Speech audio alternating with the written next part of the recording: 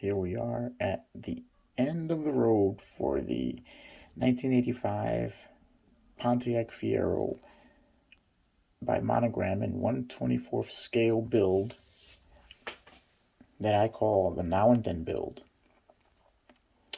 If you've been following along, you know that the red car is the recent build. It's done. Everything has been completed. And the green car is a car that I built what's got to be going on almost 30 years now. When I was a newbie in the hobby. So let's take a look at how we've made out and see what our comparison is.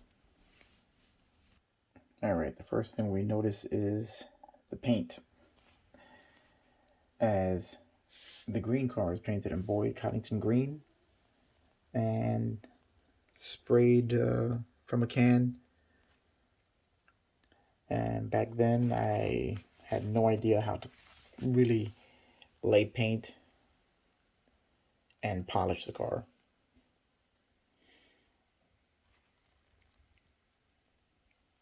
So it's not the worst thing in the world, but nowhere near as nice as the red car. As I've had a lot of practice, I've learned to polish and paint, and I think I've gotten a pretty good result with this one. It's got a mirror finish, and I tried something a little different with this one, where I didn't use clear, and just as an experiment to see what kind of a shine I can get just from straight paint.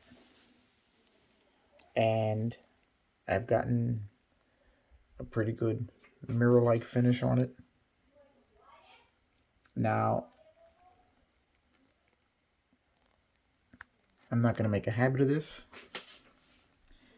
as the clear coat provides a lot more protection for the paint, especially during polishing, where you can burn through the paint very, very quickly if you're not careful.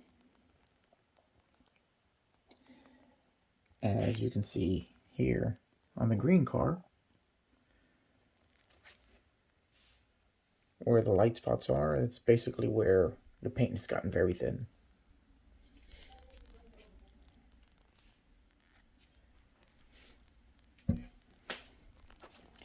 Now, another area where you can notice the difference is in the wheels.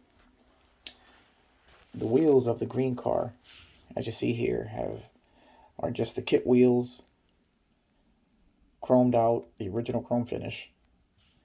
Look kind of toy-like, because back then I didn't know exactly what it meant to create a realistic finish on the wheels. While these look much more like the original aluminum finish. As I took the chrome rims, sprayed them with a little bit of Tamiya dull coat. Not flat coat, dull coat, so I could still retain a little bit of a shine, so it's not totally flat. And then did some highlighting of the details in the rim using Tamiya panel line paint.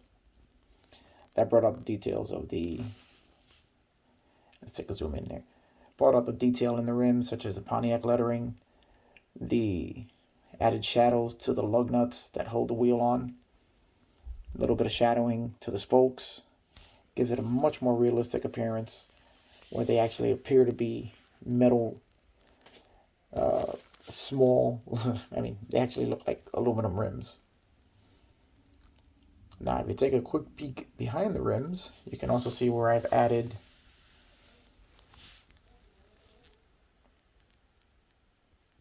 cross-drilled rotors to this car. I didn't add calipers, I was going to, but I decided to leave it at the cross-drilled rotors.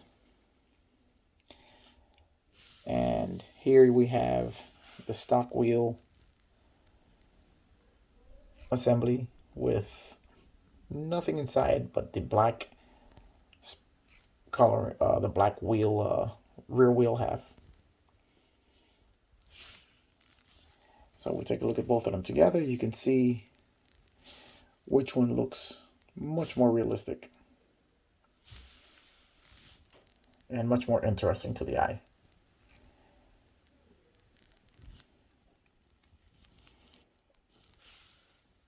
Now, another major difference between the two is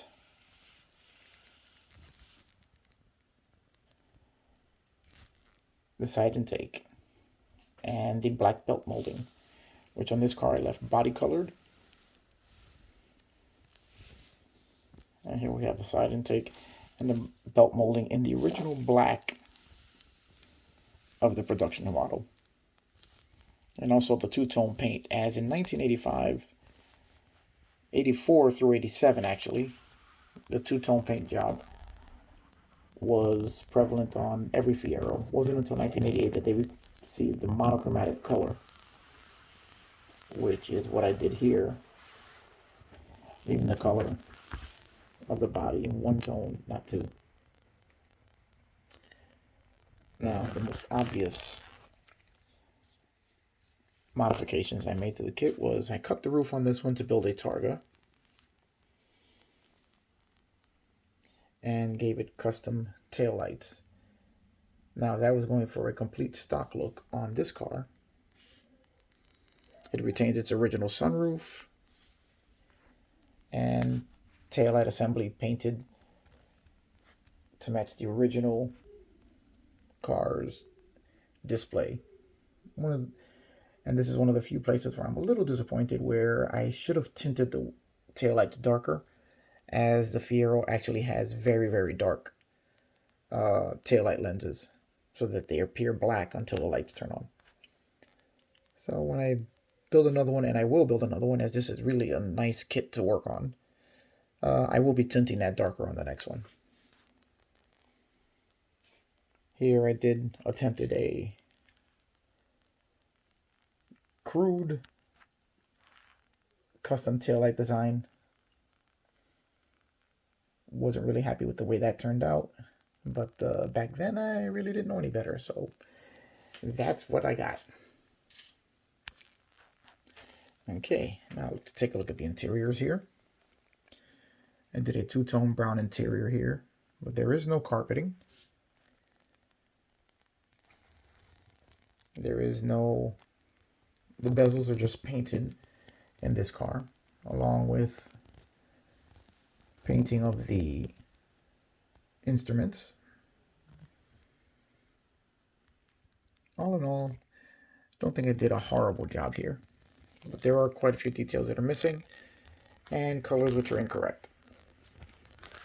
Now, if you follow this build, you saw what I did to the interior here, where I added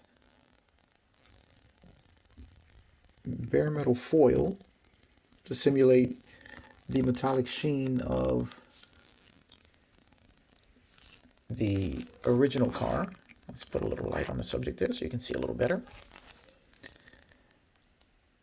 I actually have printed gauges in there from Model Car Garage. They're printed on clear plastic, and then you can paint them to match whatever interior color your display is. Here we have seat belts, which is a detail touch which I really enjoy putting in the cars, and there were no details in the other ones because I had no idea how to do them back then. And one of my favorite custom touches here, apart from the carpeting, we also have map pockets. As the Fiero GT for 1985 had map pockets on the doors, as storage space is at a premium in these little cars. And you can see there is also carpeting, as I use flocking powder to simulate the carpeting in all my cars now. I really like the realistic look that it gives it. Let's take a look here. You can see the rearview mirror, the detailing of the center console storage bin. Whereas if we look here, this one doesn't even have a rear view mirror. And the center console storage bin has no detailing at all. Now for the interior of this car, I used Tamiya sand and Model Master's leather for the darker brown tones. And then Tamiya semi-gloss for the black.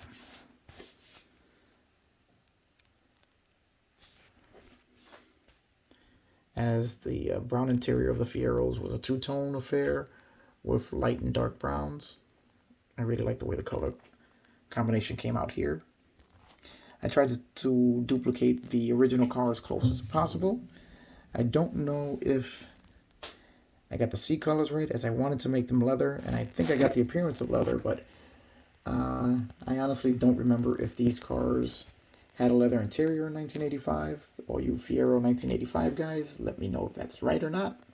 You can see the seatbelt buckles on the inside there. And if we take a look through the sunroof, you can get a good look at the inside of the car there. So all in all, my interiors now are much better than they used to be.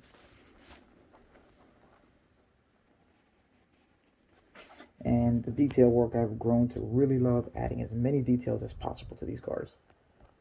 So let's take a look at some of the other details I've added. Okay, one of the new details I've added here that I didn't do on the original car was I created a badge, 1/25th scale badge, 1/24th scale actually, and actually gave it an acrylic coating to simulate the original shiny badge of the car. Let's see if we can get that to focus a little more. There we go. Where you can actually see the Pegasus, the winged horse, which is the emblem of the Fiero, which for those who don't know, the car's original name was supposed to be Pegasus. So they came up with that design and they liked it so much that they kept it, even though they changed the name to Fiero. And you can just about make out the Fiero GT lettering. This car has one of the prototype badges that didn't turn out so well, which I put on it as I was developing the badge for this car. And I decided that I would test it on the older car first. And once I got pretty much what I wanted and the size that I wanted and figured out in the scale, that's when I made the badge for this one. Now I did that just using my printer, and I gave the acrylic coating is actually future floor polish, which gives it a nice hard acrylic shell on regular printer paper. And it created a badge with little height. It actually has height, so it's raised a little bit off the nose, just like the real badge. Okay, now let's take a look at the signal lights. As you can see here, I have installed signal lights with reflective backing into the car, and the original one just had the molded lights, which you would have to paint. I also opened up the air intake, and if you look really carefully in there, you can see what appears to be the air conditioning condenser radiator grill. I did that using a piece of stainless steel mesh from Model Car Garage.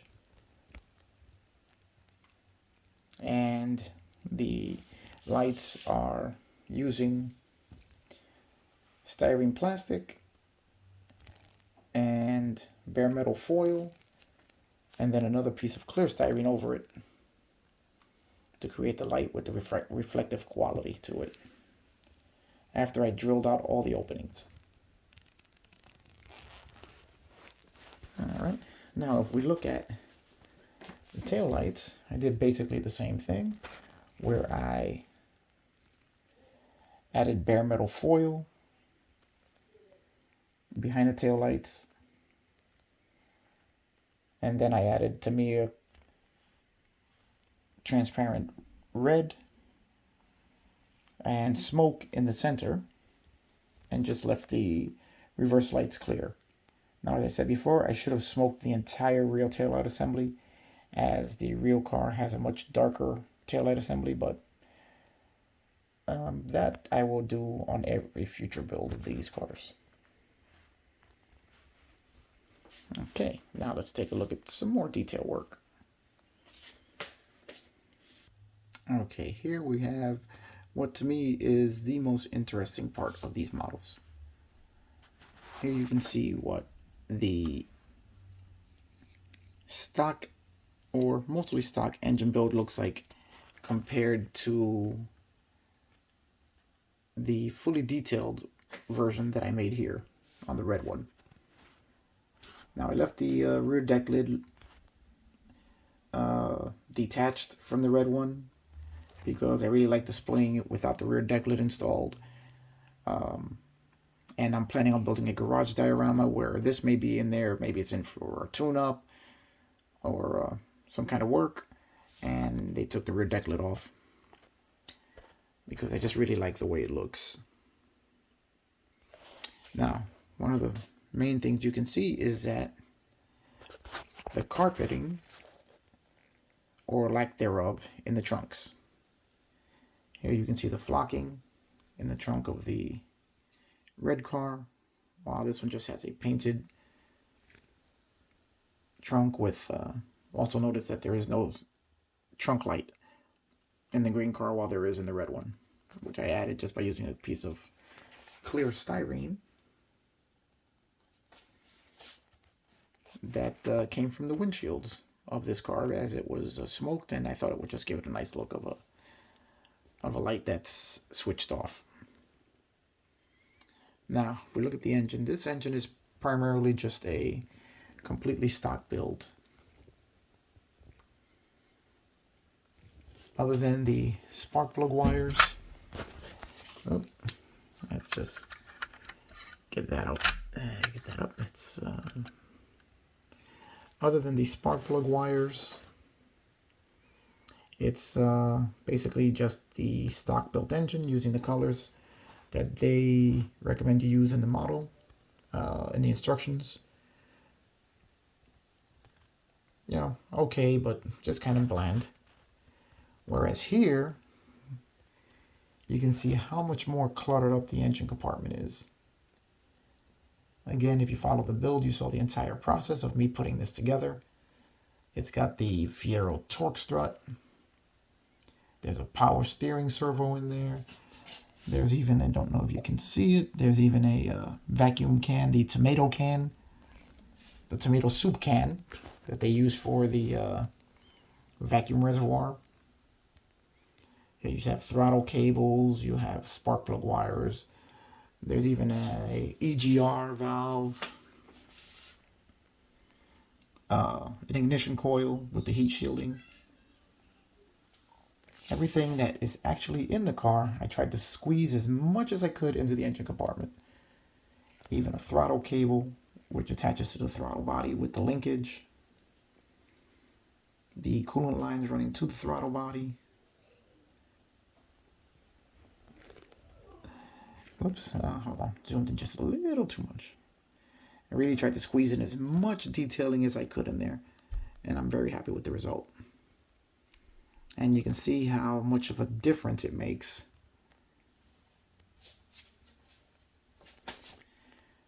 when you really go and do the extra bit of detailing to these kits. Now this kit went together very well. I'm not going to say it's Tamiya quality because I did have a few fitment issues with a few things, which I covered during the build. But overall, it is an excellent kit. And once you overcome the few flaws that it had, you really get a really nice representation of the real car. All right, let's take a look at the chassis next. Okay, here we have both cars. And the you can see the detail work is completely different from one to the other. As I've learned quite a few more skills as I've been building than I had back then, and that translates into much more realistic much more really realistic detailing than what I knew to do when I built this car. As you can see, this car basically has very simple detailing. Just painting it a couple of parts to make them stand out. You can see the red shock absorbers. You can see I flat coated the bottom, then gave it a metallic coating over the raised areas just to add some visual interest.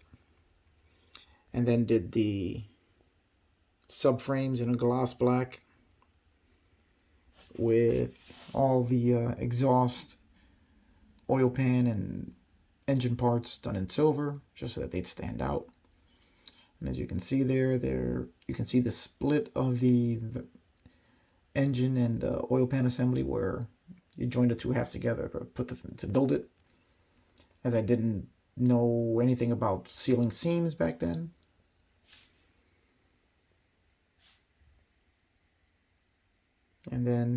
And that was the extent of the detailing. Now we come over to the new car, and you can see that it is much more realistic than the older car. As if we look closely, you can see the exhaust with the heat stained effect that I love using now. The oil pan has no seam line. The transmission is a little weathered with Tamiya panel line paint used to add shadows, along with the weathering effects, which I demonstrated during the video. Oh, actually I didn't, because that video really was a mess. But I did demonstrate it on my mini build of the V8 engine. So if you're curious as to how I achieve this look, you can just follow up on my mini build, my V8 mini build. You can see the discoloration from the heat on the exhaust. And the coolant tubes, which I've painted, also gave them a little bit of weathering.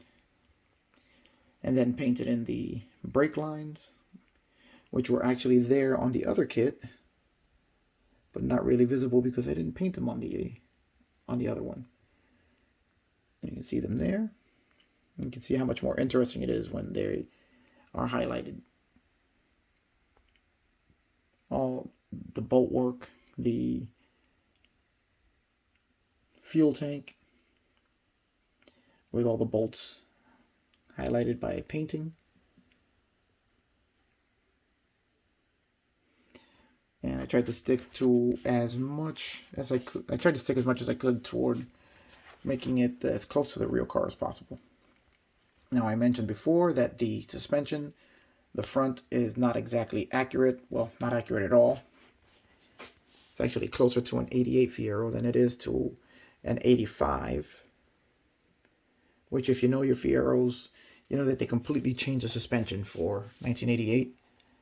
Which included a lower A-arm, which this is not exactly that, but it's closer than the shock, coilover shock between the A-arms, as opposed to behind them like it is in the real car. And you can see here the rack and pinion and all the little bits and pieces in there, painted, weathered, and detailed to give them a much more realistic appearance. Whereas here, it just kind of looks like a toy.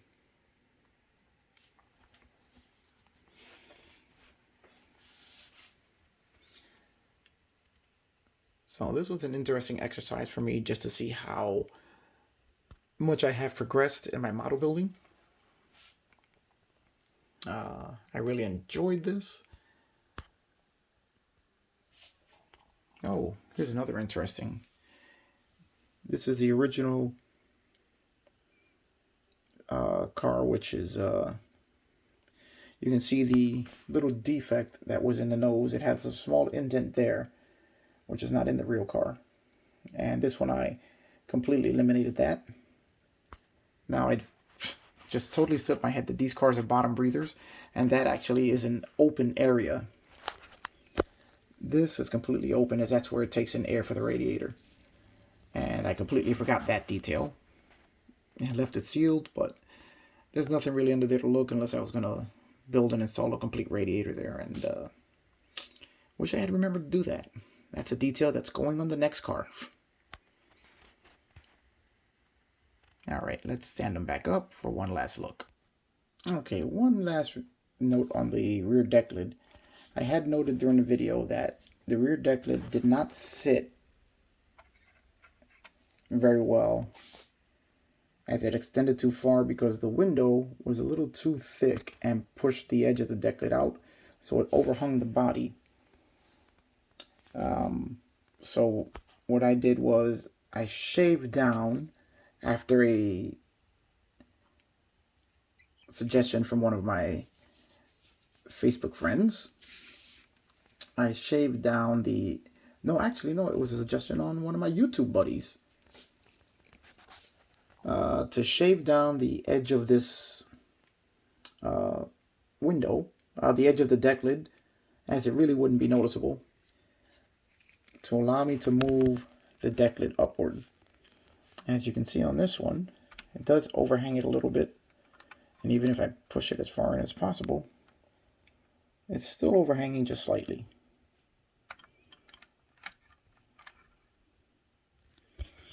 This one has a much better fit now.